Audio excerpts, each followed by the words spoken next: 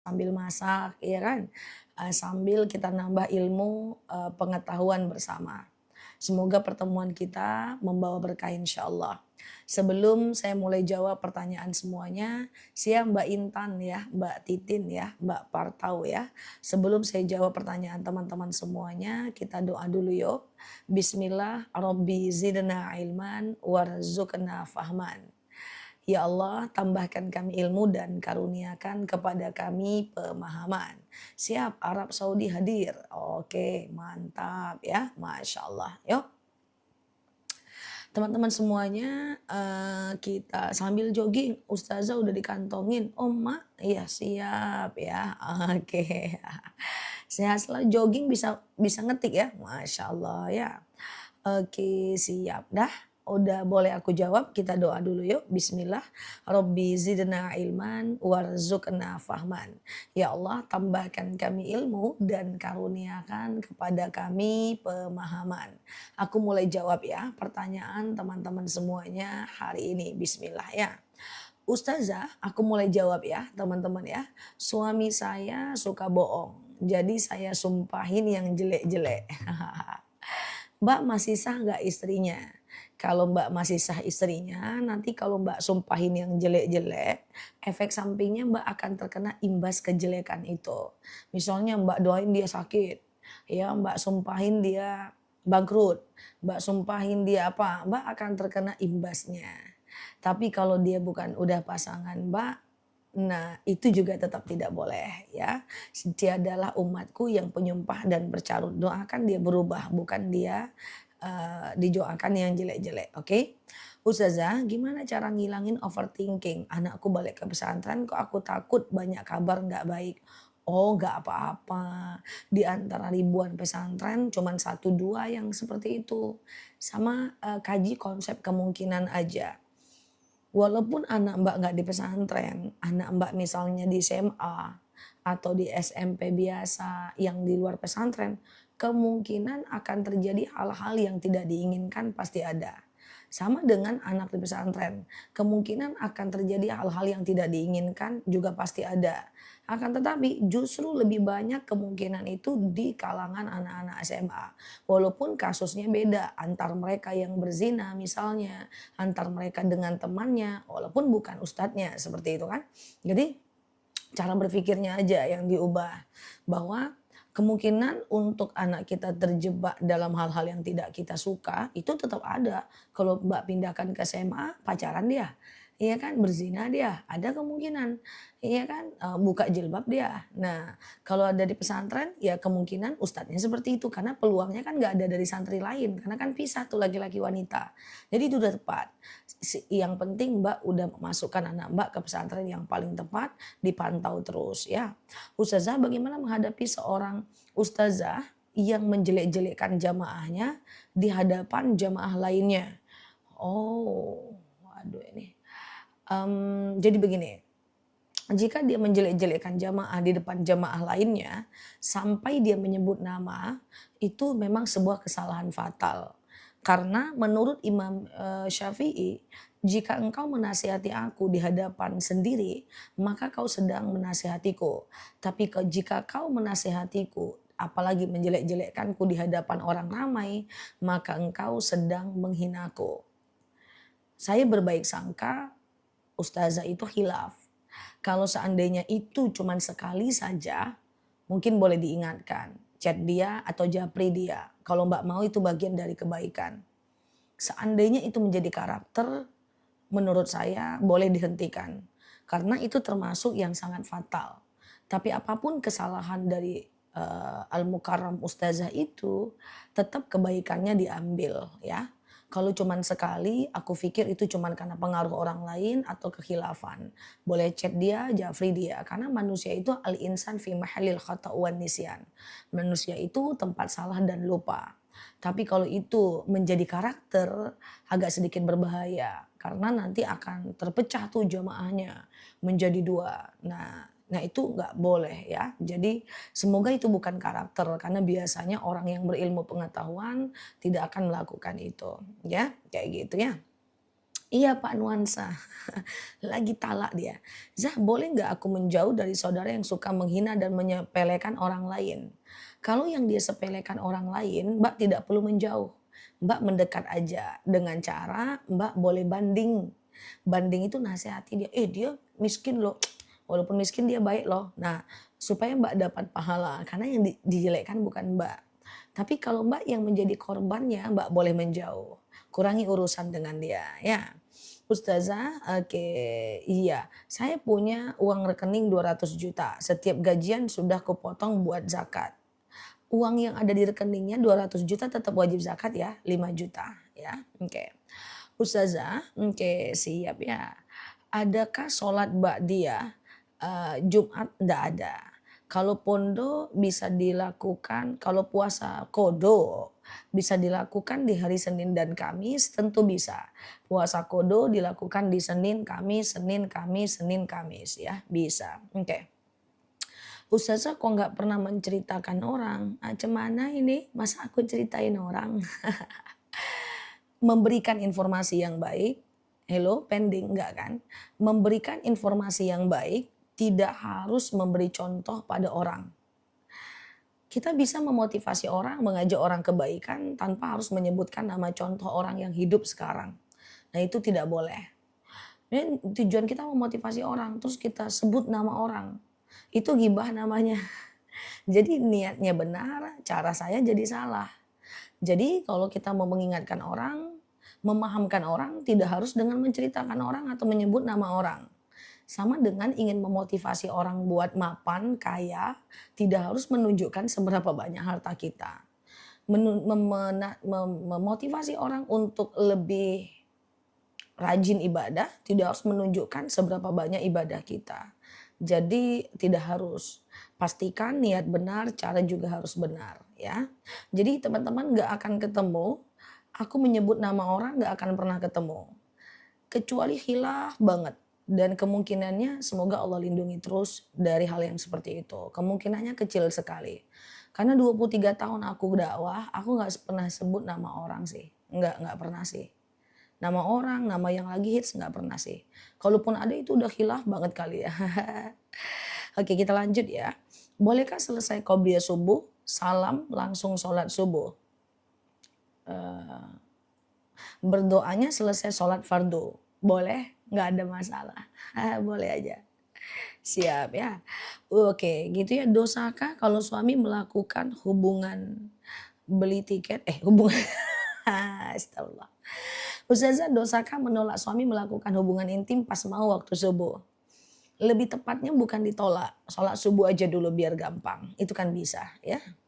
Ustazah, apakah uang yang sudah menetap di rekening dizakati? Oh iya dong, itu zakat uang numpuk, itu namanya zakat tabungan.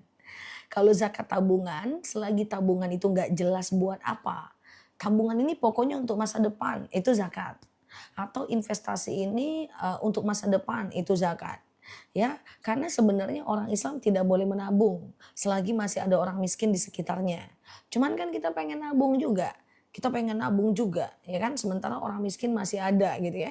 Nah, boleh kata Allah, silakan kalian nabung, tetapi 2,5% zakatkan untuk membersihkan harta tabungan ya. Orang meninggal mau hadir jauh nggak punya uang beli tiket. Ortu meninggal mau hadir jauh nggak punya uang beli tiket. Kalau sama sekali nggak ada, nggak bisa dipinjam orang lain, nggak sama sekali ada, nggak usah bersedih, nggak apa-apa. Ya tinggal kasih pengertian ke keluarga, doakan lebih banyak dari sini, kemudian baca Quran yang banyak, doakan dia, kemudian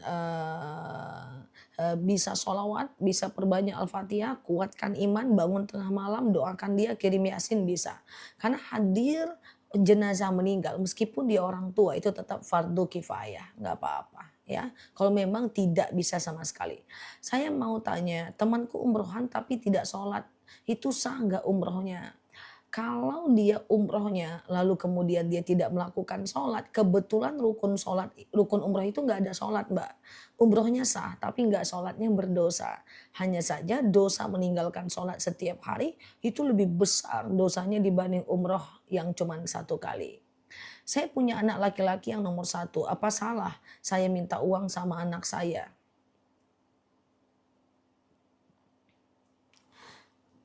Kalau minta uang tidak salah, karena itu sebuah harapan. Yang salah itu kalau nggak dikasih gedek, itu baru salah. Selagi bisa karena meminta uang kepada anak dengan cara yang baik itu bagian untuk merangsang anak agar bertanggung jawab kepada orang tua. Kalau caranya benar nggak masalah. Cuman harus siapkan diri untuk tidak mendapatkan itu. Saya pernah bilang orang tua jangan punya harapan banyak sama Allah sama anak. Nah boleh meminta, bantu mak nak, mak ada butuh segini kalau bisa. Kalau enggak apa-apa. Yang penting jangan menaruh harapan. Kalau sekedar minta, ya minta ke tetangga pun boleh kan. Nah, cuman kan jangan menaruh harapan. Aku takut nanti Mbak jadi bersedih hati ya, kayak gitu ya. Memang nggak semua anak itu inisiatif, aku pun bingung. Iya kan, padahal ketika dia inisiatif ke orang tuanya tanpa diminta itu rezekinya akan berkali-kali lipat. Apakah boleh kita menggugurkan kandungan di saat kita lagi sakit, Mbak Hel-Hel? Tidak boleh sampai dokter bilang harus digugurkan. Jadi bukan kita yang bilang itu kandungan harus digugurkan. Ini janin Mbak nggak bertumbuh, kalau dipaksakan nanti Mbak sakit, kalau Mbak lahiran nanti kemungkinan Mbak meninggal atau dia observasi secara empirikal, benar-benar empirikal, betul-betul fakta itu dokter yang ngerti, lakukan, gugurkan. Tapi kalau cuman gaya-gaya Mbak doang nggak bisa, ya gitu. Gaya-gaya aku sakit gugurkan aja lah, nggak bisa. Bukan kita yang menentukan, tapi dokter ya. Oke, tidak pernah minta sama anak, anak selalu ngasih, alhamdulillah ya. Takdir kita berbeda setiap orang tua. Kalau orang tua kaya raya sementara anaknya tidak kaya, mau bantuan sementara anaknya laki. Mmm, Orang tua berhenti berharap pada anak, nanti banyak kecewanya. Kan tadi saya bilang meminta boleh, nggak ada masalah loh, nggak ada masalah minta. Minta minta ke tetangga aja boleh, tapi jangan menaruh harap. Nah itu yang masalah ya. Walaupun anaknya nggak mampu nggak apa-apa. Dia bisa kasih cuma 50.000, 100.000 nggak apa-apa. Menurutku sih memposisikan diri sebagai anak justru itu akan membuat rezeki kita makin lancar gitu kan. Ngasih orang tua kan nggak harus 5 juta, 2 juta, sejuta. "Ma ini ada gaji pertamaku untuk mama 100.000." Wah itu besar bagi mereka. Kalaupun kecil bagi mereka karena sifat mereka yang tidak bagus, yang terlalu cinta dunia, tapi Allah akan membesarkan kebaikan kita kalau ke orang tua kita. Menurutku anak laki-laki harus memberi kepada orang tua, bukan menurut Islam, semampu dia punya ya. Oke, semampu dia punya. Karena kalau dia tidak memberi, rezekinya mandek, masalahnya itu. Kasihan kita sama anak itu kalau dia tidak memberi kepada orang tuanya ketika dia sudah bekerja. Ya walaupun cuman sedikit, karena orang tua itu oke ya, oke, karena orang tua itu berkahnya yang kita minta, ya kan, berkahnya yang kita minta. Orang tua tidak disenangkan hanya dengan uang, walaupun ada orang tua yang materialistis nggak apa-apa, nggak masalah. Kasih aja semampu kita, Allah yang akan membesarkannya. Karena kalau nggak sulit itu, rezekinya sulit bertumbuh ya. Sudah sholat tahajud dan witir aja boleh ditambah sholat sunat lain, sholat tahajud dan witir aja boleh, tambah sholat taubat, sholat hajat, sholat istikharah, bagus ya. Oke, gitu ya, clear ya teman-teman ya. Nah seperti itu. Ustazah, uang sedekah subuh apakah bisa kita tukar? Boleh dong tukar uang sedekah subuh 2.000, 2.000, 2.000, tukar ke uang yang lebih besar kasih kepada orang yang berhak menerimanya. Bagus ya. Oke, Ustazah, ya kalau setiap bulan uang makan dikasih dari menantu, apakah itu berdosa? Kok berdosa? Kan dikasih. Ya menantunya akan dapat berkah. Kalau Mbak dikasih, Mbak doakan banyak-banyak menantunya. Doakan banyak-banyak menantunya. Doakan orang-orang yang baik dengan kita. Nanti rezekinya nanti akan ngalir ke menantu sehingga menjadi rezeki juga buat kita. Nah gitu kan. Anakku sudah pindah agama. Kalau miskin besok tiba ajalnya. Bolehkah saya memakamkan secara Islam? Tidak usah dipaksakan. Biarkan dia makam sesuai dengan agama kapan saat dia meninggal. Terbukti ketika Abu Thalib meninggal dunia dalam keadaan kafir, Rasulullah tidak memaksakan untuk dimakamkan secara Islam. Walaupun Rasulullah bersedih, Rasulullah biarkan saja. Kalau orang tuaku nanti meninggal dunia, saya udah mualaf, saya harus gimana? Doakan saja dengan cuman sampai pada inna lillahi wa inna ilaihi roji'un, titik. Udah gitu aja. Ya inna lillahi wa inna ilaihi roji'un, titik gitu aja. Tidak boleh kita doakan dia agar lapang kuburnya, ringan siksa kuburnya, itu nggak bisa. Sholat duha jam setengah 7 pagi, aku nggak paham soal jam. Karena jam di tempat kita berbeda-beda. Ya, teman-teman cukup lakukan 2,5 jam dari azan subuh dan pastikan jadwal duha di wilayah masing-masing. Karena untuk jam kita beda daerah, jauh jauh jauh banget kita bedanya ya. Aku jam 11:40 masih nge-live, teman-teman udah mau zuhur, jauh banget bedanya ya. Oke, cewek Kak ini aku antara keduanya, Julius. Tak bisa pula Julius nih bedakan mana cewek mana cowok, agak kacau pun mata kawan ini, eee, mungkin karena aku AI kali ya, oke. Saat ini aku cewek, siang nanti belum tahu sih, coba aja nanti lihat lagi, jangan-jangan sudah berubah jadi cowok. Ustazah sering dikasihani dan ditakut-takuti karena belum punya anak. Hah? Nggak usah lah, belum punya anak ya nggak apa-apa. Punya anak juga belum tentu bakti kok, ya. Udahlah kita berbaik sangka kepada Allah guys. Belum punya anak bisa jadi kita belum pantas menjadi orang tua yang baik. Ya, yang udah punya anak pun pusing juga, anaknya ada tapi nggak ada yang taat satupun misalnya. Atau punya anak, nanti takutnya anak akan menyusahkan kita. Nah, jadi teman-teman semuanya ini kita harus dalam kondisi ini ya, berbaik sangka pada setiap takdir teman-teman ya. Oh aku belum punya anak, berarti bisa jadi kalau aku udah punya anak nanti aku tidak amanah. Oh bisa jadi kalau aku punya anak nanti, anakku tidak akan jadi anak yang sehat atau yang taat. Orang yang punya anak pun belum tentu bahagia, oke? Jadi kita tidak bisa bandingkan takdir kita dengan orang lain, ya. Jadi, itu adalah bagian dari berprasangka baik kita kepada Allah, oke? Sama dengan orang yang Eee, punya anak, tetapi pada akhirnya dia tidak mampu untuk, memberikan yang terbaik untuk anaknya. Atau misalnya anaknya jadi anak yang durhaka, banyak yang pusing juga. Kalau dulu orang bilang banyak anak nanti tuanya akan dia rawat kita, pada faktanya juga enggak. Makanya itu saya sampaikan, jangan berharap pada anak. Punya banyak anak, nanti supaya kalau aku sakit anak ngerawatku. Kecil kemungkinannya.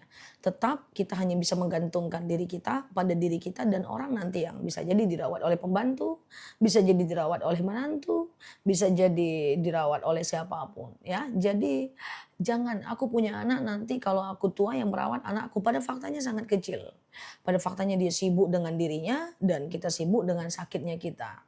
Jadi berbaik sangkalah kepada takdir supaya teman-teman tuh happy lah ya. Ustazah, oke. Nah, siap ya.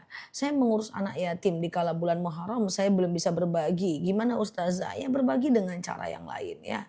Ustazah, zikir pagi petang apakah harus lengkap? Usahakan ya, karena itu udah paket ya. Ustazah, standar kebahagiaan itu apa? Kalau kebahagiaan itu datang dari luar, kalau ketenangan itu datang dari dalam. Banyak orang yang mencari-cari kebahagiaan. Sekarang aku tanya, teman-teman coba jawab. Ketika teman-teman punya uang banyak, lalu lagi suntuk, nggak pengen ngapa-ngapain, teman-teman males, terus teman-teman karena ada uang, teman-teman jalan-jalan ke luar negeri, jalan-jalan ke luar kota, jalan-jalan ke tempat yang indah, bahagia nggak? Coba jawab dulu, bahagia nggak? Kalau bahagia tulis bahagia.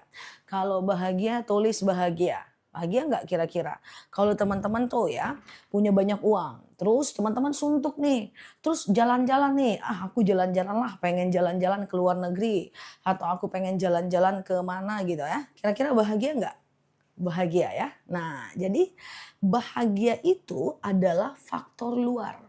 Saya bahagia kalau saya jalan-jalan ke luar negeri. Saya bahagia kalau saya beli mobil. Saya bahagia kalau saya punya tas baru. Saya bahagia kalau saya punya baju baru. Itu bahagia tapi cuman sebentar guys. Itu hanya efek samping yang sedetik aja. Kita beli tas baru bahagia kan? Palingan bahagianya cuman seminggu. Setelah itu biasa aja tuh. Kita beli baju baru bahagia kan? Palingan 1 bulan lagi kita akan bilang baju ini jelek, nggak cantik. Bahkan banyak teman-temanku bajunya yang bersegel, nggak ada yang dia pakai, nggak cantik lah, padahal dia yang beli. Waktu beli itu dia bahagia, bahagia. Berapa banyak orang punya rumah baru, besar, bahagianya cuma sebulan, nggak sampai kok. nggak sampai sebulan. Segede apapun rumahnya dia akan duduk di tempat yang itu aja. Gede rumahnya tuh, tapi palingan dia cuma duduk di rumah makan, di meja kantor, sama di kasur gitu. Apalagi kalau rumahnya gede, dia tuh happy-nya cuman sebulan aja. Jadi kebahagiaan itu faktor luar dan banyak orang yang haus akan di kebahagiaan, dia hanya mencari kebahagiaannya di luar. Entar dia jalan-jalan, entar dia nongkrong, nyampe di rumah dia nggak tenang lagi. Berapa banyak yang kita itu pergi jalan-jalan, pada dasarnya ketika kita di rumah kita risau lagi. Oh aku bahagia nih kalau beli tas ini. Setelah itu ya udah biasa-biasa aja lagi. Karena kebanyakan kebahagiaan itu digantungkan pada faktor luar. Nggak akan lama. Bahkan kendaraan yang mahal kalau tujuannya mencari bahagia untuk belanjanya, untuk belinya juga nggak akan bisa. Enaknya cuma sebulan aja gitu kan. Nah itu adalah kebahagiaan. Yang kita cari bukan kebahagiaan. Yang kita cari adalah ketenangan. Kalau bahasa Inggris happy itu bahagia. Comfort itu tenang. Kalau bahasa Arabnya ketenangan itu al-barokah. Berkah ya, berkah. Apa itu tenang? Tenang itu dari dalam diri. Tenang hati kita, apapun kondisi takdir kita. Yang kita cari tenang bukan bahagia. Nah tenang itu gimana? Orang yang tenang itu orang yang hidupnya tidak menggantungkan dirinya pada faktor luar. Aku bahagia kalau punya barang, dia nggak peduli mau gua ada barang mau ada nggak, gue tetap bahagia. Aku bahagia kalau aku disukai orang, kalau terkenal nggak peduli mau lo sukai, alhamdulillah, lo benci juga nggak apa-apa. Tenang dia. Kalau ada para pembenci dia tenang aja karena dia nggak menggantungkan kebahagiaan kepada faktor luar. Makanya orang yang tenang walaupun dia sendiri dia ngerasa rame. Nah jadi dia merasa tenang pas dia di atas rezekinya lancar, alhamdulillah gampang ya cari rezeki, alhamdulillah. Dia lihat orang yang susah, alhamdulillah aku nggak perlu kayak gitu untuk mendapatkan segitu. Pas dia turun, tup, ah nggak apa-apa, alhamdulillah kan kemarin udah banyak rezekiku, palingan nanti naik lagi gitu. Ketika dia sakit, tep, ah nggak apa-apa lah, udah setahun nggak sakit, baru sakit cuma 2 hari, tenang jiwanya. Kalau dia dibenci orang, tep, nggak apa-apa, yang benci cuma itu, yang itu pada banyak yang suka kok gitu. Nah itu ketenangan. Jadi ketenangan itu yang dicari kawan, bukan kebahagiaan. Berapa banyak kita tuh yang cari-cari kebahagiaan. Oh bahagia aku kalau beli ini, oh bahagia aku kalau punya ini, oh bahagia aku kalau liburan ke sini, oh bahagia. Boleh kita punya kebahagiaan, silahkan. Tapi ingat itu cuman bumbu-bumbu saja dan itu boleh liburan, beli baju, beli tas, silahkan. Tapi jangan itu yang menjadi tujuan. Karena aku yakin apapun yang teman-teman beli besok suatu ketika bisa teman-teman hina loh. Ya berapa banyak orang yang beli tas setelah itu dia hina tasnya sendiri. Padahal dia yang tadi yang beli. Lu aku sering jumpain yang kayak gitu orang. Bukan sekali 2 kali walaupun aku misalnya lebih teman-teman mungkin lebih punya pengalaman dibanding aku ya kan. Nah, tetapi aku kan sering tuh ya dia yang beli dia yang hina. Dia yang beli dia yang tidak suka. Rumah segede apapun duduknya di situ-situ aja. Coba nih aku tanya sama teman-teman nih, mohon maaf. Teman-teman lebih berpengalaman, ada yang usia 50, 60, pasti ada yang usia orang tua aku. Bener nggak? Sebesar apapun rumah duduknya cuma di situ-situ doang, ya kan? Nah, happy-nya kapan? Happy cuma sebulan aja. Saat orang arisan ke rumah, ye rumah kita bagus. Orang yang arisan pun sebulan aja dia bilang bagus, setelah itu dia biasa aja lihatnya gitu. Nah aku justru yang banyak belajar dari ibu-ibu yang udah usia 50, 60. Nah aku belajar, aku ngeliat. Nah kita kaitkan dengan agama Islam, ternyata yang kita cari bukan kebahagiaan, tapi ketenangan. Hati-hati orang yang tenang, dia nggak akan pernah bergantung sama siapapun. Chat mau dibalas, oke, nggak dibalas juga dia nggak akan gusar. Mau dibenci, nggak apa-apa, toh nggak ngaruh juga sama hidupku gitu kan. Nah nanti, hidup saya, orang yang menyukai juga dia tidak terlalu berbangga hati, kalau dia banyak orang yang suka dia juga nggak terlalu bangga hati karena kebahagiaannya bukan karena faktor luar, tapi dalam hati. Pada akhirnya ketika ada yang menyukai menjadi pembenci, silahkan pergi, nggak apa-apa. Pada akhirnya yang benci jadi menyukai, yuk welcome datang kembali, nggak ada masalah. Nah itulah yang dinamakan dengan ketenangan. Aku jarang bicara ini karena selama ini banyak tanya soal syariat, tetapi aku ingin tunjukkan kepada kita semua yang kita cari itu berkah. Makanya kan sering tuh berkah ya, Masya Allah berkah. Berkah itu tenang hati kita apapun kondisi nasib kita. Nah gitu ya. Nah, jadi gitu ya. Beda itu, secara terminologi, makna istilahnya beda, bahasa Al-Qur'annya juga beda. Karena bahagia itu faktor luar, tenang itu faktor dalam. Dalam bahasa Inggris juga beda, dalam bahasa Yunani itu juga beda. Ya, nah itu berkah. Orang yang berkah itu nggak akan bisa diusik, guys. Mau segimana orang menghina dia, dia nggak akan pernah merasa terhina. Mau gimana orang membenci dia, bagi dia nggak apa-apa. Mau pergi, yang tadinya mencintai terus berkhianat, enggak apa-apa juga, silahkan. Karena dia udah menggantungkan diri pada itu, gitu loh. Semoga kita lebih baik semuanya. Aku belajar, kita semua belajar. Boleh kita punya kebahagiaan, tapi banyak orang salah alamat. Dia ingin bahagia, beli ini, beli itu, beli ini, beli itu, beli ini. Tapi tenangnya mana ini, nggak jumpa ini. Padahal tenangnya dari dalam dirinya sendiri, gitu loh. Nah, kayak gitu. Jadi jangan kehilangan ketenangan.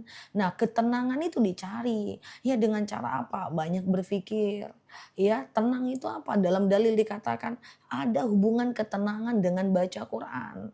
Illa alihi musakinah, hatinya akan menjadi tenang kalau kita punya Al-Quran. Ya, baca Al-Quran, kita berzikir, dan seterusnya. Nah, itulah yang dinamakan dengan comfort zone. Ya, paham ya? Oke, teman-teman boleh share-share tautan, tap-tap layarnya. Yang baru mampir, klik foto aku di pojok kiri atas, follow, aktifkan tombol loncengnya. Kita belajar bersama di akun ini. Tapi banyak yang bilang beli barang itu self reward. Silahkan, aku juga self reward.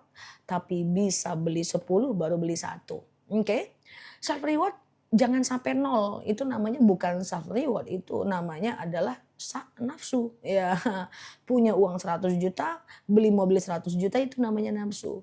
Punya uang baru 200 juta, langsung beli mobil 200 juta itu nafsu, itu bukan self reward. Kalau punya uang 500 juta, belinya mobil 80 juta aja itu baru self reward ya. Jadi self reward itu tidak terus menerus.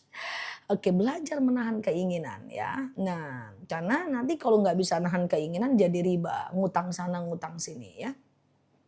Oke, gitu ya guys. Ustazah jika anak kita disuruh sholat 5 waktu suruh aja. Tapi hasilnya nggak usah dipikirin ya. Innallaha yahdi may yasha. Ya Allah lah yang memberikan hidayah. Tugas kita hanya menyampaikan persoalan urusan Allah. Belajar menahan keinginan, iya dong. Ya, yang keinginan itu yang nggak ada value, nggak ada manfaatnya. Ya, yang tanpa itu sebenarnya kita bisa hidup. Nah gitu kan. Nah sama-sama ya. Oke Ustazah, jika kita dalam keadaan sedih kita baca apa? Hasbunallah ni'mal wakil ni'mal maula wa ni'man nasir. Hasbunallah ni'mal wakil ni'mal maula wa ni'man nasir. Itu doanya ya. Kalau kita sedih, kalau kita gusar, doanya hasbunallah ni'mal wakil ni'mal maula wa ni'man nasir. Ustazah, zuhud itu apa sih? Zuhud itu adalah kita punya dunia tapi kita tidak cinta dunia. Kita kejar dunia tapi tidak bertukuk lutut sama dunia. Itu zuhud. Oke. Kalau qanaah itu kita nggak punya dunia tapi kita merasa cukup dengan dunia. Perbedaannya. Qanaah itu kita punya 5 tapi kita besarkan seakan-akan kita punya 10.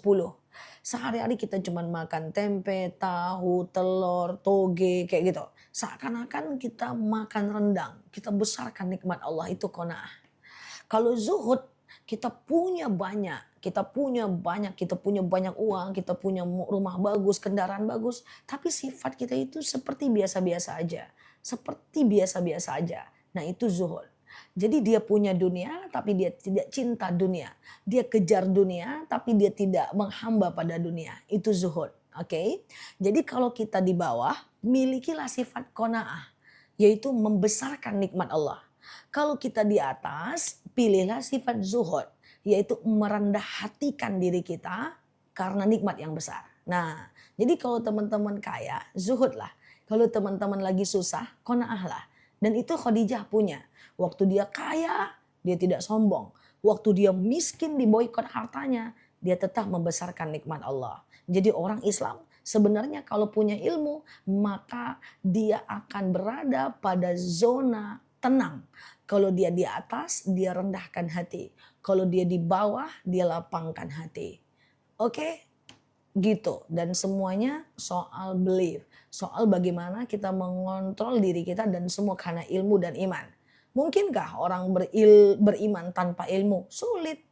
Karena dia harus ngerti tuh, oh kalau saya di atas, saya harus rendahkan hati. Kalau saya di bawah, saya harus lapangkan hati. Lah kalau nggak ada ilmu ya gerasa gerusu. Kalau dia di bawah, oh Allah ini nggak adil, nggak adil. Iyalah, nengok orang kaya dermawan, iyalah dia kaya kan dia dermawan. Kita nih apalah susah, makan aja susah. Nah itu dia tidak berilmu. Tapi kalau dia berilmu, maka dia punya iman. Oh saya susah nggak apa-apa, ntar juga bisa naik. Nah seperti itu. Coba teman-teman, aku nggak ngerti lah ya efek dakwah nih kayak gimana ya. Tapi yang jelas teman-teman ngerasain nggak? Dulu nggak pernah dengar ceramah, sekarang pernah dengar ceramah. Beda nggak? Beda. Cara memandangnya, ketenangan hatinya, cara teman-teman melihat sesuatu itu pasti beda. Makanya wajar sekali yarfa'illahul ladina amanu minkum walladina utul ilma darajah. Orang yang berilmu itu di atas diangkat derajatnya oleh Allah. Kayak mana guys kalau nggak punya ilmu? Kalau orang berilmu dia lagi susah, dia ngerti konsep tawakal, berserah diri kepada Allah. Kalau dia lagi diuji, dia ngerti kali, oh kata ustadz itu ini adalah cuman ujian, ntar juga kembali normal. Kalau dia lagi di bawah, orang berilmu ngerti, oh iya ini cuma ujian. Beda banget. Tapi kalau nggak berilmu, takut akan masa depan, takut miskin, takut semua. Beda banget, nggak mungkin sama itu. Maka tidak bisa beriman tanpa berilmu. Maka rajin-rajin belajar. Bayangkan ya, berapa banyak orang yang lagi azan di masjid itu dia baca Quran. Apakah dia tidak beriman? Dia beriman tapi nggak punya ilmunya. Padahal harusnya kalau azan dia tutup Qurannya, dia dengarkan, dia jawab azan. Berapa banyak orang-orang kita ini, ustadznya lagi ceramah dia baca Quran di belakang. Berani teman-teman bilang dia nggak punya iman. Dia beriman tapi nggak berilmu. Baca Qurannya sunnah, mendengarkan ceramah ustadznya wajib.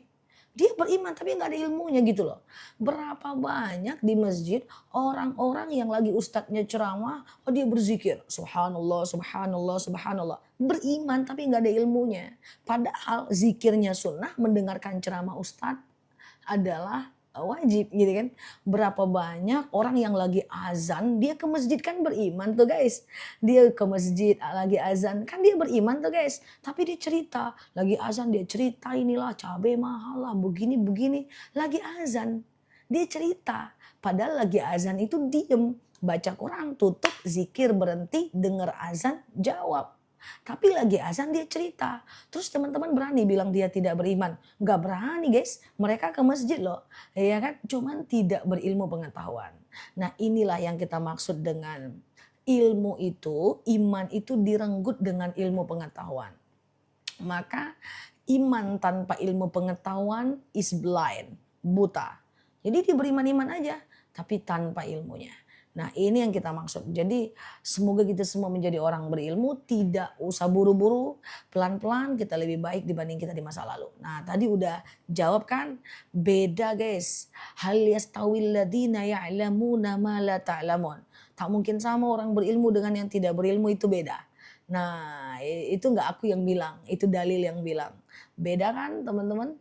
Yang tadinya nggak berilmu, suka gerasak gurusu, orang ceritain kita, kita risau. Sekarang udah mulai pelan-pelan, ustadznya ceramah, tenang, abaikan para pembenci, hindarkan semua orang yang menyakiti. Umar bin Khattab pernah berkata, tinggalkan setiap orang yang menyakiti engkau, karena itu akan membuat kau terluka dan dia selalu berdosa. Akhirnya teman-teman mulai mundur diri, udah tenang, beda pasti. Nah, karena setiap yang kita dengar 40% akan menguasai otak kita.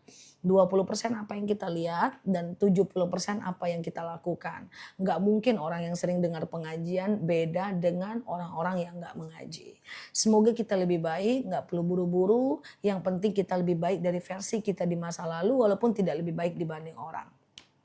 Oke guys, gitu ceritanya ya. Ustazah, oke. Beda ya? Oke, semoga bermanfaat ya semuanya ya.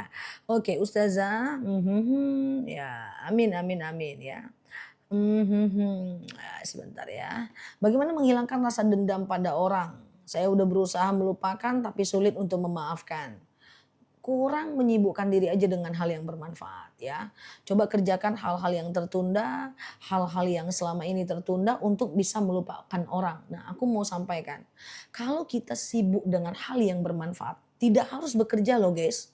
Teman-teman misalnya di rumah aja, sibuk dengan zikir pagi, zikir petangnya, sibuk dengan belajar, sibuk dengan aktivitasnya masing-masing. Jangankan dendam, sakit hati aja nggak sempet guys. Nah, sakit hati aja nggak sempat. Tapi kalau kerjanya ngango-ngango, nganga-nganga, duduk, teringat lagi kalimatnya, teringat lagi apa yang dia ucapkan dari lisannya. Ya, dendam itu sempat. Sibukkan diri sampai teman-teman mau sakit hati pun nggak sempat. Itu semua cuman karena waktu yang kosong. Waktu yang kosong. Coba kalau ada waktu kosong ambil Quran baca atau pergi olahraga atau sekedar jogging dalam rumah supaya pikirannya positif ya, supaya nggak santai-santai atau apa ya. Sehingga nggak sempet guys untuk balas dendam kapan ya waktunya, durasinya berapa lama ya kalau mau balas dendam ya malam aja deh, malam udah ngantuk karena paginya udah capek gitu kan. Nah, semua itu hanya karena memori banyak yang kosong saja, oke? Nah, clear ya teman-teman ya.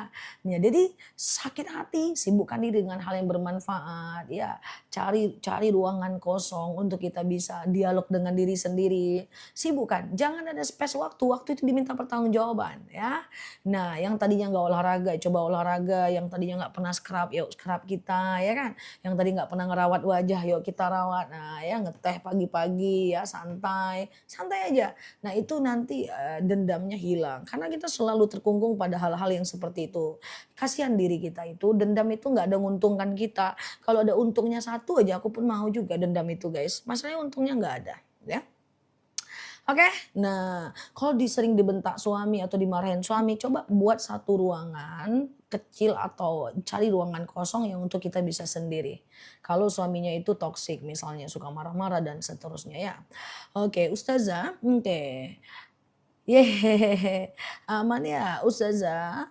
Oke, lawak kali kawan ini.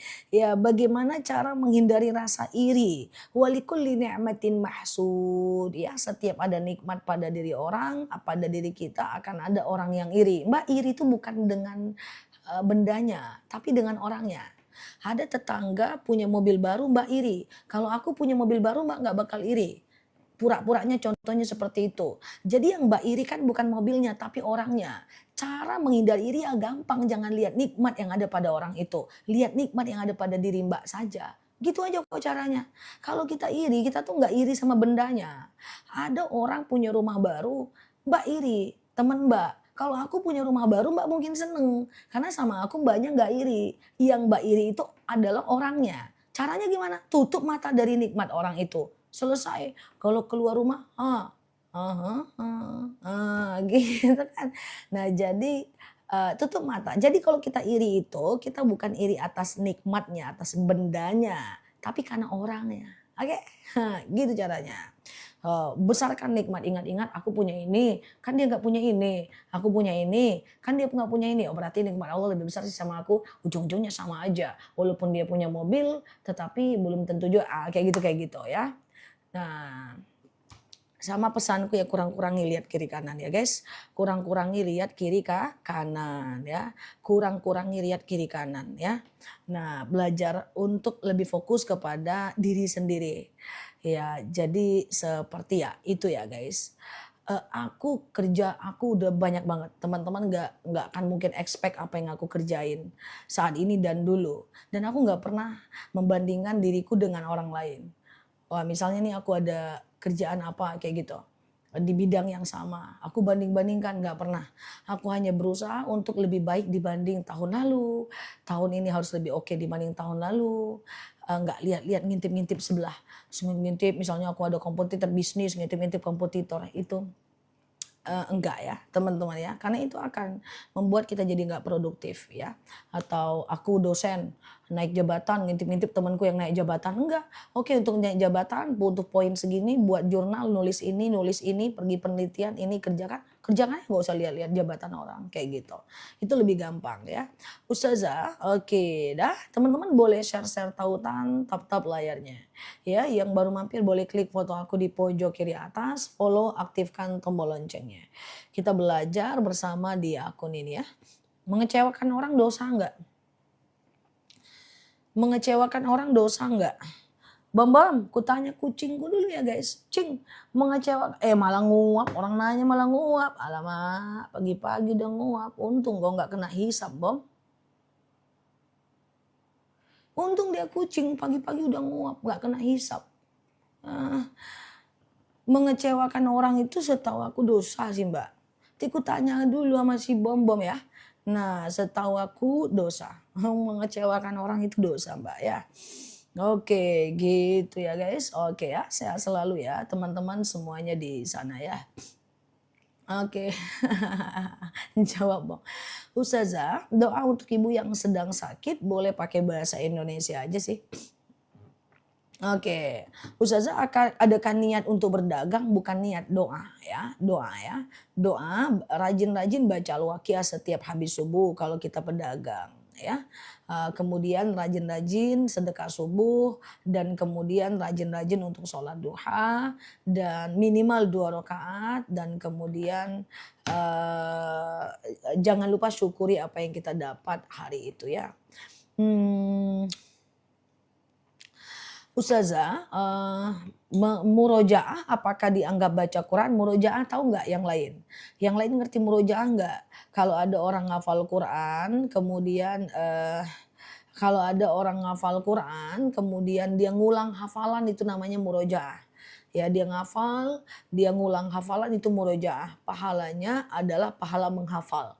Dia tidak pahala membaca dan itu bagus, pahalanya lebih besar. Murojaah itu Murojaah itu misalnya nih Oma hafal nih surat Iftitah ya, lalu Oma ulang-ulang lah sujud sawi, diulang-ulang lah terus bacaan sujud sawi, diulang-ulang terus sujud sawi, itu namanya murojaah ya, sambil duduk misalnya kita mau ngafal nih 5 ayat pertama gitu kan, Al-Baqarah ya kita baca, kita ulang-ulang murojaah. Jadi mengulang hafalan itu murojaah, mau hafalan apapun lah, hafalan nama-nama netizen juga murojaah guys, agak lain pun ya kayak gitu ya guys, mau ngulang-ulang nama apapun terserah lah ya murojaah juga sih secara bahasa. Tapi kalau secara syariat mengulang hafalan Quran.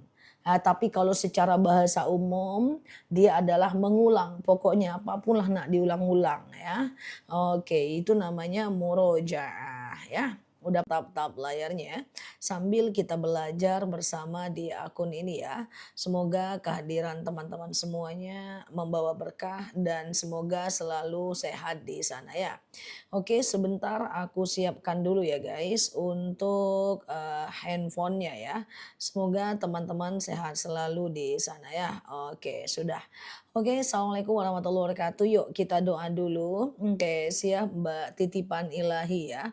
Oke, siap Mbak Sri Ratmi ya. Oke, Mbak Mbak Dasini ya. Siap Mbak Nur, Mbak Siti ya, Mbak Khalifah.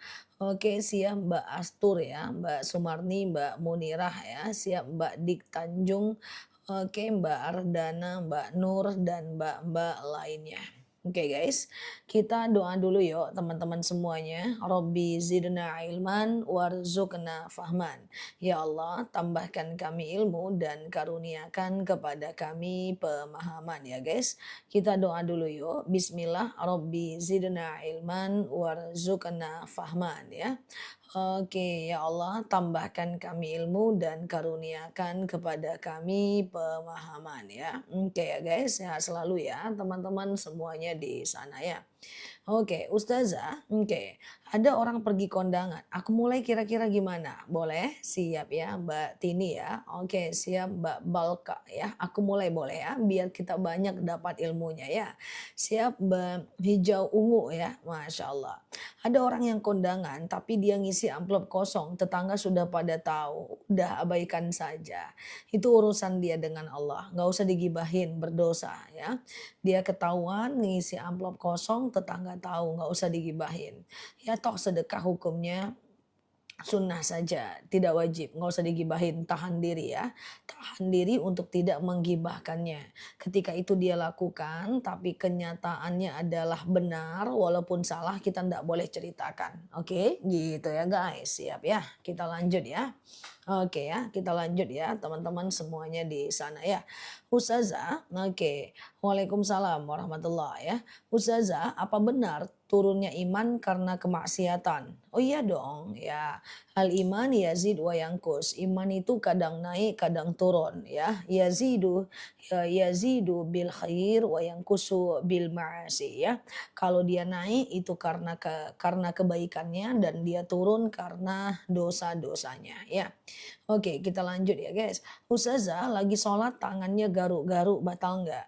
Kalau mau garuk-garuk itu harus satu arah ya. Usahakan satu arah dan usahakan maksimal 3 kali. Setelah 3 kali itu makruh ya. Ustazah, oke aman, aman, sehat selalu ya. Bolehkah kita ibadah mengharap surga? Nah teman-teman, ibadah itu boleh mengharapkan surga. Karena Allah banyak sekali menggambarkan kondisi surga. Yang kedua, boleh ibadah karena takut api neraka. Karena banyak sekali di Al-Quran terkait dengan menakut-nakuti orang akan api neraka. Dan boleh juga ibadah itu mengharapkan ridho Allah. Dan boleh juga ibadah itu mengharapkan pahala yang besar. Karena banyak sekali amalan-amalan yang menyampaikan kepada kita tentang pahalanya besar. Misalnya, siapa yang puasa Yaumul Bid maka akan disamakan dengan puasa 1 tahun. Misalnya, man shoma Ramadhana, siapa yang berpuasa Ramadan, summasba'ahu sittam min Syawal, lalu menambahnya dengan 6 hari di bulan Syawal, ya pahalanya sama dengan 1 tahun pahala. Nah, kemudian boleh juga ibadah itu agar dosa-dosa kita diampuni. Boleh juga ibadah itu karena kita takut akan neraka. Jadi sebenarnya boleh aja. Mengharap surga boleh, takut neraka boleh, pengen pahala banyak boleh, ya pengen ridho Allah boleh ya. Jadi nggak ada masalah ya. Oke, kita lanjut ya. Oke, Ustazah, oke aman ya, sehat selalu semuanya ya. Oke, siap. Setelah wudhu, bolehkah bagian muka dikeringkan? Sebenarnya Rasulullah Shallallahu Alaihi Wasallam selalu membiarkan air wudhu itu mengering di wajahnya. Tetapi itu Rasulullah tidak menjadi sunnah bagi kita. Tidak semua yang dilakukan oleh Rasulullah itu menjadi sunnah bagi kita. Contoh, Rasulullah itu memang membiasakan diri untuk mengeringkan. Untuk membiarkan air wudhu itu mengering di wajahnya. Itu kebiasaan Rasulullah. Tapi kebiasaan Rasulullah itu tidak menjadi sunnah bagi kita. Sama dengan Rasulullah itu terbiasa makan 3 jari.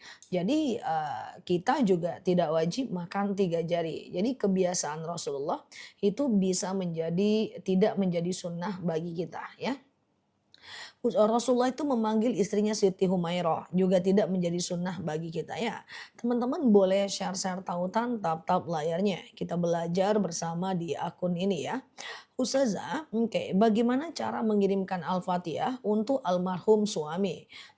Ya Allah, saya baca Al-Fatihah. Dengan Al-Fatihah ini, ya, lapanglah kuburan suamiku, berhenti malaikat menyiksanya, ringanlah siksa kuburnya, anakku sehatkan, orang tuaku sehatkan, dan apapun yang teman-teman ingin doakan ya. Oke, gitu ya guys, aman ya. Ustazah, sehat selalu ya. Oke, sebelum baca Quran sudah berwudu tapi bersalaman. Bersalaman dengan siapa ini dia bersalaman nih? Dengan suami. Baik, boleh nggak baca Quran? Jadi prinsipnya baca Quran itu kalau dia full Arab. Jadi baca Quran yang full Arab itu harus dalam kondisi berwudu. Sementara baca Quran yang bercampur dengan bahasa Indonesia itu nggak wudu nggak apa-apa. Nah, sementara hukum bersentuhan wudhu dengan suami itu ulama berbeda pendapat. Imam Syafi'i mengatakan batal baik muncul syahwat maupun tidak. Imam Hanafi mengatakan tidak batal baik muncul syahwat maupun tidak. Imam Maliki mengatakan batal kalau muncul syahwat aja. Jadi ada dua variabel pertanyaannya. Bersentuhan wudhu dengan suami batal wudhu enggak? Maka ulama berbeda pendapat. Ada yang bilang batal, ada yang bilang tidak. Ada yang bilang batal kalau muncul syahwat aja. Sementara memegang mushaf, dilihat dulu mushafnya.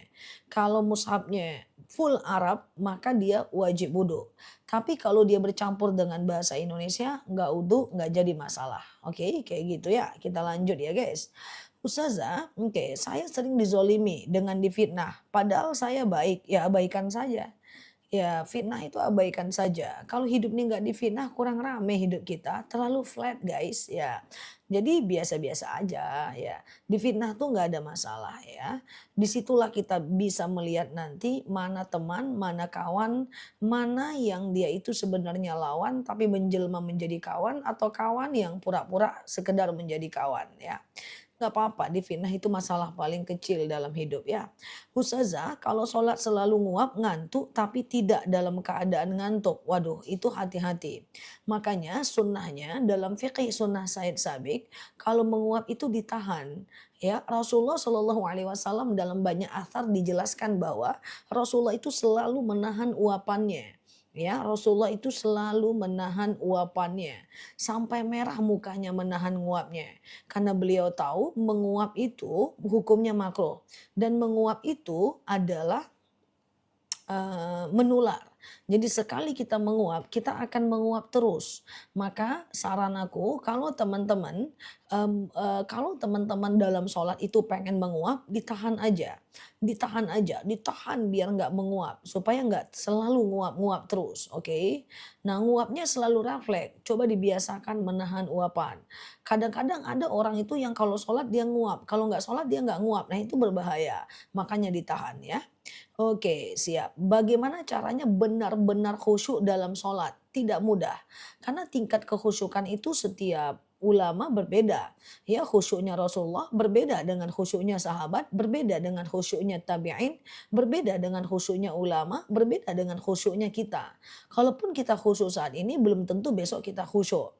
Teman-teman hanya bisa mengusahakan diri untuk khusyuk. Yang penting lakukan rukun sholatnya, maka sholatnya akan menjadi sah walaupun tidak khusyuk. Nah cara supaya khusyuk diantaranya adalah nikmati sholatnya. Cara menikmati sholat adalah belajar memahami artinya. Sebenarnya arti bacaan sholat itu dialog antara kita dengan Allah. Kalau kita paham kita akan lebih khusyuk. Contoh, ketika kita mengucapkan Alhamdulillahirobbilalamin, Allah itu akan menjawabnya, Hamidani abdi, hambaku telah memujiku. Ketika kita ucapkan Ar-Rahmanir-Rahim, Allah maha pengasih, maha penyayang. Allah akan menjawabnya, Atna alayya abdi, hambaku telah menyanjungku. Ketika kita ucapkan Maliki Yaumiddin, maka Allah menjawabnya, Majadani abdi, hambaku telah mengagungkanku. Jadi sebenarnya sholat itu adalah dialog antara kita dengan Allah. Nah coba belajar pelan-pelan memahami arti bacaan sholat, pelan-pelan aja, nggak jadi masalah. Yang perlu dipahami kan cuman Al-Fatihah, ruku, i'tidal, sujud, duduk antara dua sujud dan tahiyat akhir. Hanya 6 saja. Semoga kita bisa. Ustazah, oke, semoga kita bisa ya memahami makna dan arti bacaan sholat. Ya, tidak harus dipaham, ya tidak harus dihafal ya, cukup dipahami saja. Kalau sedang sholat tiba-tiba bersin, batal nggak sih sholatnya? Bersin, batuk, menangis, pilek, flu, itu semua tidak membatalkan sholat sama sekali. Ya, hanya saja perlu diperhatikan jika bersin, batuk, pilek, flu, nangis itu terletak pada bagian Al-Fatihah. Misalnya nih, Alhamdulillahirobbilalamin. Terus teman-teman nangis, berhenti bentar. Ar-Rahmanir-Rahim, batuk, berhenti bentar. Itu nggak apa-apa.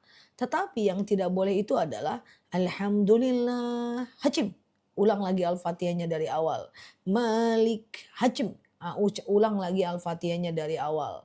Jadi jangan menguap atau batuk atau pilek atau flu itu di tengah kalimat. Ya, tapi kalau terjadi di ujung kalimat itu silahkan. Kalau terjadi di tengah kalimat Al-Fatihah ulang dari awal. Oke, ya. Oke, gitu ya. Doa apa supaya anak rajin belajar dan cemerlang dalam semua pelajaran? Doa untuk anak pintar secara khusus nggak ada.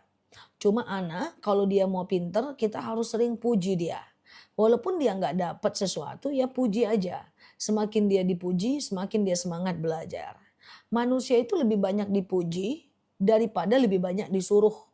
Ya, nah jadi coba puji dia, bangga-banggain dia, jangan rendahkan dia di hadapan teman-temannya, insya Allah dia bisa belajar. Ustazah, oke apa? Oke, lupa rokaat yang lupa rokaat dan suka lupa rokaat dan belum paham caranya, sini kumpul. Kalau teman-teman suka lupa rokaat, yang mesti teman-teman lakukan adalah sujud sahwi. Ini rokaat 2 atau 3 ya? 2 atau 3 ya? Teman-teman anggap 2 saja dulu. Nanti setelah fil alamina innaka hamidum majid. Allahu Akbar. Subhana man la yanamu wa la yashu. Allahu Akbar. Duduk nggak usah baca apa-apa ya. Duduk iftiroshi. Allahu Akbar. Ya, subhana man la yanamu wa la yashu. Allahu Akbar. Salam kanan, salam kiri. Seperti itu ya, teman-teman ya. Seperti itu ya. Jadi gitu kondisinya ya. Ustazah, oke, jadi 2 kali sujud, 2 kali baca. 2 kali sujud, 2 kali baca ya. Oke. Ustazah, ada apa ya? Kalau selama sholat bacaan suratnya itu aja, gimana? Nggak apa-apa. Kawan-kawan kita ini Mbak, mereka bacaan sholatnya itu aja kok Mbak. Coba tanya sama mereka. Mereka sudah 3 tahun belajar di live aku. Tapi bacaannya itu aja pun orang nih Mbak. Masih mending Mbak rokat pertama Al-Ikhlas, rokat kedua An-Nas. Kalau mereka ini Mbak Al-Ikhlas terus semua rokaatku tengok Mbak. Coba tanya sama mereka itu. Ya Al-Ikhlas terus tahajud 8 rokaat Al-Ikhlas terus. Ya jadi apalah namanya tuh ya guys. Ya kayak gitulah ya. Jadi enggak apa-apa sih Mbak ya. Jadi masih mending Mbak ganti-ganti sikit. Mereka ini enggak goyang dia Mbak. Itu aja pun ayatnya ya. Oke, Ustazah, kalau batuk terus keluar pipis, ya batal lah orang pipis, mana ceritanya kawan. Alamak. Kalau batuk terus keluar pipis, ya batal lah. Bukan karena batuknya, tapi karena pipisnya. Hai, oke, gitu ya. Nah harus wudhu lagi nggak? Harus wudhu. Cebok lagi nggak? Cebok dong, mana ceritanya ya. Oke ya, teman-teman sehat selalu semuanya di sana ya. Oke. Kalau keluar dahak nggak batal Pak Angga, dahak nggak batal Pak. Ya, ya. Ustazah, sholat tahajud surat apa? Bebas aja ya, bebas aja ya. Oke. Ustazah kalau sholat nahan pipis nggak batal ya. Sholat nahan pipis tidak batal. Yang batal itu adalah kalau kita dalam kondisi pipis ya. Kalau nguap dalam sholat gimana? Nguap dalam sholat makruh. Rasulullah SAW terbiasa. Oke, coba aku jelaskan beberapa hal yang makruh di dalam sholat. Teman-teman boleh share-share tautan tap-tap layarnya. Yang baru mampir boleh klik foto aku di pojok kiri atas. Kemudian follow, aktifkan tombol loncengnya. Kita belajar bersama di akun ini ya. Ada beberapa hal yang dimakruhkan dalam sholat. Yang pertama, makruh hukumnya menguap di dalam sholat. Jadi bagus itu nguap itu ditahan. Oke? Yang kedua, makruh hukumnya menahan kentut dalam sholat. Jadi kentut itu harusnya dibuang. Batal, ambil wudhu lagi. Nguap itu tahan, kentut itu buang. Jangan dibalik, kentut ditahan, nguap dibuang. Teman-teman kan suka terbalik-balik, ku tengok ya. Kemudian yang ketiga, mengantuk di dalam sholat, itu makruh. Kemudian yang keempat, melihat ke atas di dalam sholat, itu makruh. Ya, banyak orang sholat sami Allahu liman hamidah makro. Jadi sholat itu lihat ke tempat sujud. Hanya berubah pandangan kita saat tasyahud. Asyhadu an la ilaha illallah. Pindahkan pandangannya ke telunjuk. Setelah Allahumma sholli ala Muhammad, balikkan lagi pandangannya ke tempat sujud. Makruh juga hukumnya menutup mata dan menutup bibir dalam sholat. Jadi sholat itu buka matanya, buka bibirnya. Sampai telinga kita mendengarkan bacaan kita. Yang makruh-makruh itu kalau dikerjakan sholatnya sah. Cuma Allah tidak suka. Ditinggalkan lebih baik. Oke? Jadi di dalam sholat usahakan tidak menguap. Kalau kentutnya dibuang usahakan tidak mengantuk. Lihat ke tempat sujud. Ya, seperti itu. Buka matanya, buka bibirnya. Ya. Ustazah, halangan keluar dikit, tidak keluar lagi, tergantung. Kalau keluarnya itu lebih dari 24 jam dia haid. Kalau kurang dari 24 jam dia istihadah, boleh mandi. Ya. Ustazah, Waalaikumsalam warahmatullah. Sehat selalu ya teman-teman semuanya di sana ya. Bayi perempuan tidak wajib sunat. Bila kita merasa yakin bahwa bolehkah kita merasa yakin bahwa kita dekat dengan Allah karena doa kita diijabah, ya itulah harusnya ya. Oke, merasa dekat dengan Allah, merasa dipantau dengan Allah.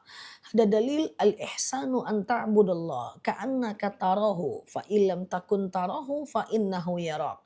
Ihsan itu adalah kita beribadah seakan-akan kita melihat Allah. Tapi karena kita nggak bisa lihat Allah, maka yakinlah bahwa Allah melihat kita. Merasa yakin dipantau dan dilihat oleh Allah menjadi satu momentum untuk kita bisa takut akan dosa dan semangat berbuat baik. Ustazah, oke gitu ya. Ngedaham batal sholat nggak? Enggak. Sekali lagi, batuk, pilek, flu, berdaham, menangis, tidak membatalkan sholat selagi tidak mengeluarkan kalimat ya. Oke. Ustazah, tidak Mbak Mega ya. Oke. Oke, lagi haid boleh jawab azan? Boleh aja Mbak Bunda Liza. Oke, gitu ya guys. Ustazah, kalau pada waktu sholat ada keluar lahir bata. Kalau lagi sholat abaikan saja. Khawatirnya ada was-was di sana ya. Kalau nangis tidak mengeluarkan suara, cuma berderai air mata. Nangis tidak membatalkan sholat kawan. Ya, tidak membatalkan sholat kawan ya. Yang penting nangisnya saat Al-Fatihahnya itu masalahnya. Alhamdulillahirabbil alamin. Nangis.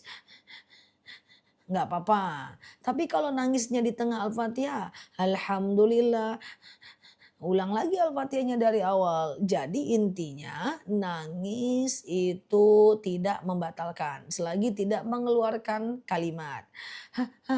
Ya atau berderai air mata boleh. Yang penting jangan di tengah Al-Fatihah ya.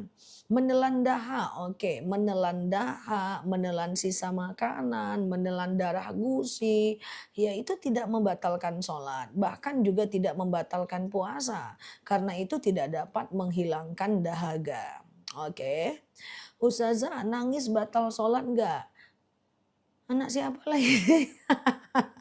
Anak siapa lah ini yang nanya guys?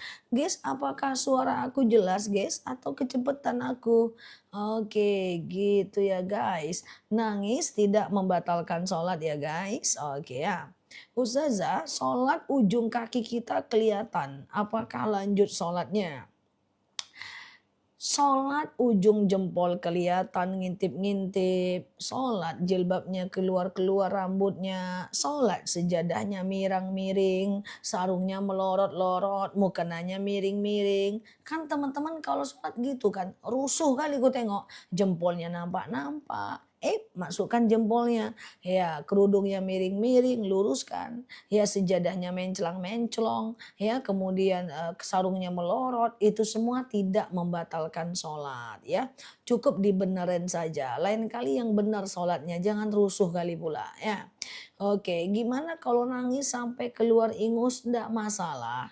Nangis sambil keluar ingus juga tidak ada masalah ya teman-teman ya. Oke, gitu ya guys. Oke ya, tidak ada masalah ya. Oke.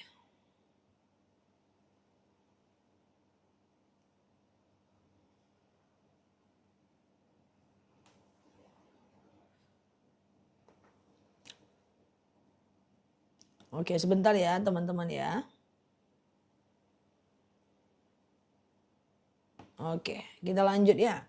Ustazah, kalau lagi baca Quran kentut batal nggak? Nah, jadi gini, kalau teman-teman baca Qurannya full Arab, Qurannya itu full Arab gitu, maka dia harus berwudu. Tapi kalau seandainya bercampur dengan bahasa Indonesia, ya, maka dia boleh boleh tanpa wudu atau yang ada latinnya. Oke. Ustazah, oke clear ya teman-teman semuanya di sana ya. Oke oke oke, ya aman ya guys. Oke, zakat penghasilan tak tentu ya, zakatnya juga nggak tentu, sesuaikan dengan zakatnya ya. Ustazah kalau bersin-bersin gimana? Kalau bersin-bersin tidak membatalkan sholat. Ya, tidak masalah. Ya, kecuali teman-teman itu pakai hacim, aduh, nah itu baru batal. Hacim, onde mande, itu baru batal. Hacim, aduh, itu baru batal ya. Oke, Ustazah, oke, pahala baca Quran sama majmu' syarif ya beda. Pahala baca Quran beda dengan baca buku doa-doa ya. Oke ya guys, oke. Ustazah, oke, puasa Daud lalu kita lelah, kita boleh berhenti nggak? Boleh, nggak jadi masalah ya. Ustazah, hukum menghina taubatnya orang berdosa besar. Kita tidak bisa menghakimi keimanannya seorang, kemusliman seseorang, kita nggak bisa menghinanya. Tidak bisa menghakiminya. Jadi kalau teman-teman taubat, taubat aja. Nggak usah mengandalkan pandangan orang atas taubat kita. Ya, oke. Ustazah, kalau lagi sholat nangis terus keluar ingus, batal nggak? Nggak ya, nggak batal. Guys, keluarnya ingus, batuk, pilek, flu, ya kena mukena, itu semua tidak membatalkan sholat ya. Oke, ada lagi perkara ingus, aku tunggu guys. Ya, ingus itu tidak najis, air liur tidak najis, dahak tidak najis, ketelan dahak nggak masalah gitu ya guys. Oke, ada lagi perkara ingus, aku tunggu. Ingus atau perkara dahak. Udah sampailah tadi aku bahas menelan darah gusi, menelan sisa makanan, menelan dahak tidak membatalkan sholat. Ingus meler-meler kena mukena tidak membatalkan sholat ya. Ada lagi perkara ingus. Ingus, ada nggak ingus? Ya, puta-puta ku tengok nih ya guys. Ah ya, yo ada perkara ingus ku tunggu nih. Iya guys, nah gitu ya teman-teman ya. Batuk-batuk ada perkara batuk di sini, batuk berdehem sendawa. Nah, jadi jika sendawa berdehemnya itu di ujung kalimat Al-Fatihah tidak ada masalah. Iler-iler nggak masalah. Alhamdulillahirabbil alamin. Nggak masalah. Ar-Rahmanir-Rahim.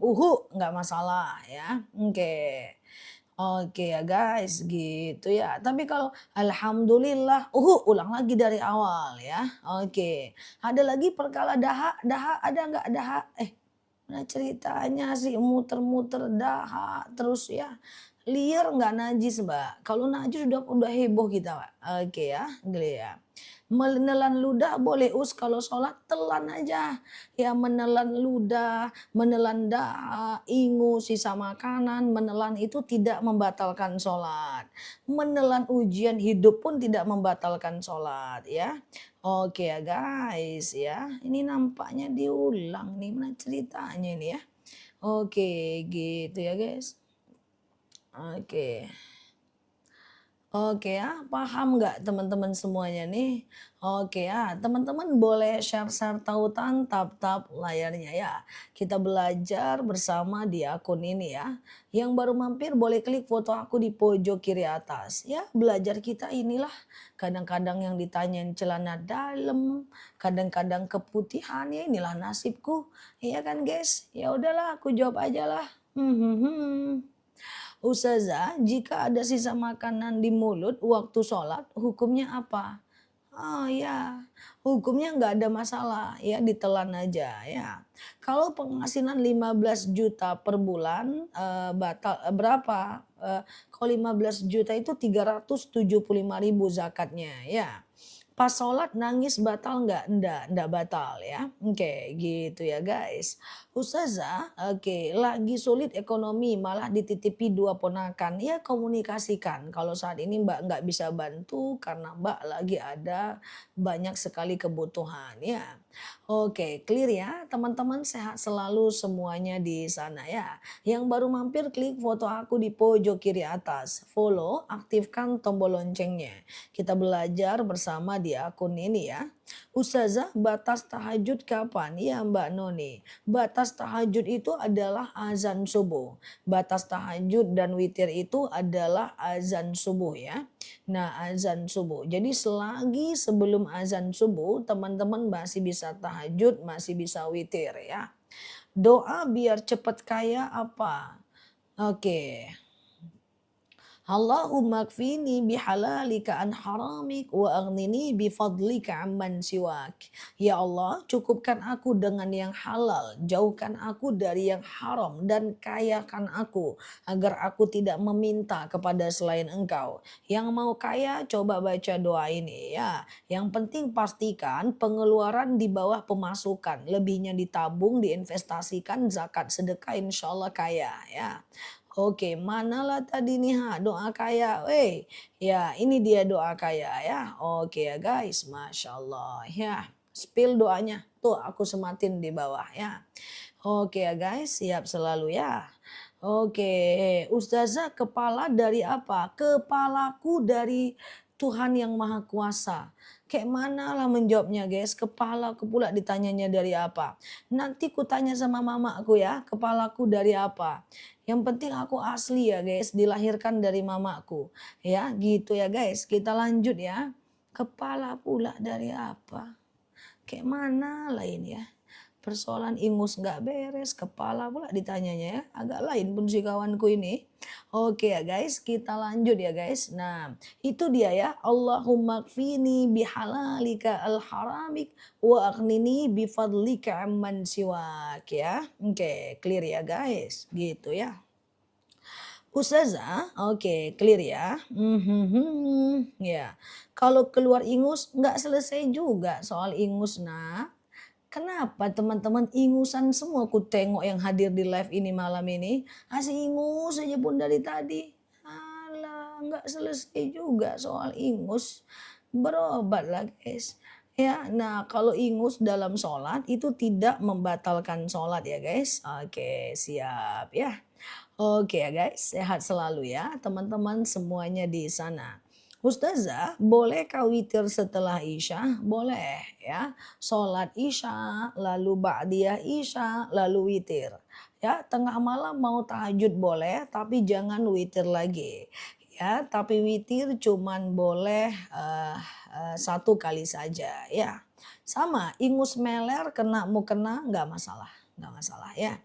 Oke, clear ya. Oke. Oke, oke, maaf ya. Tanggapan ustazah tentang pesantren yang ustadznya maaf, begitu ke santri ya. Yang begitu ke santri gimana? Jadi takut masukin anak ke pesantren. Enggak, insya Allah enggak semua pesantren seperti itu. Nah sebenarnya dari dulu pun yang begitu banyak. Cuman sekarang ada pemberitaan jadi lebih terkesan lebih banyak ya. Jadi yang tidak pesantren pun banyak juga yang begitu ya. Cuma yang perlu teman-teman pahami bahwa pastikan pesantrennya itu punya alumni yang bagus, track recordnya yang bagus.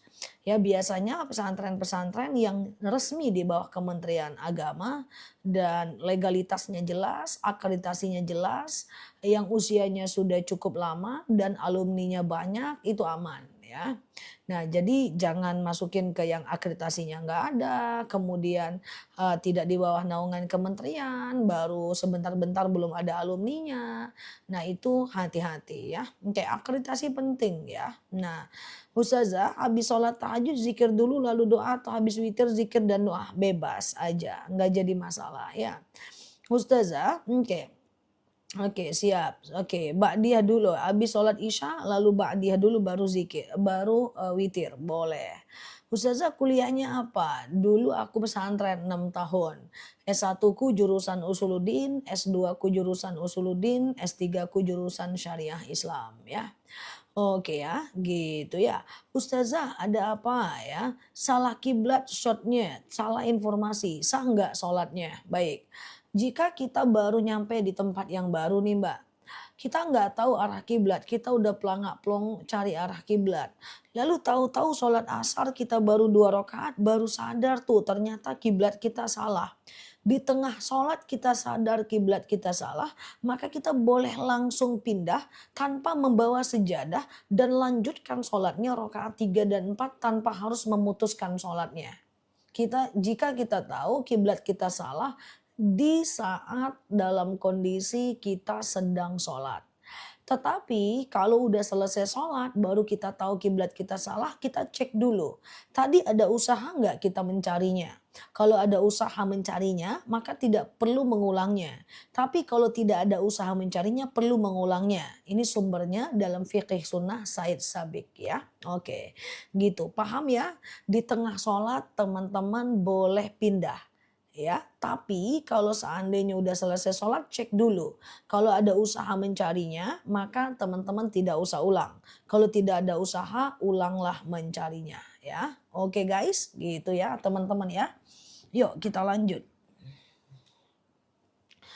Ustazah, oke ya. Qobliyah zuhur 4 rakaat boleh tidak? Qobliyah zuhur itu 4 rakaat boleh. Sengaja aku qobliyah zuhur 4 rakaat sunnah atasku karena Allah. Seperti itu.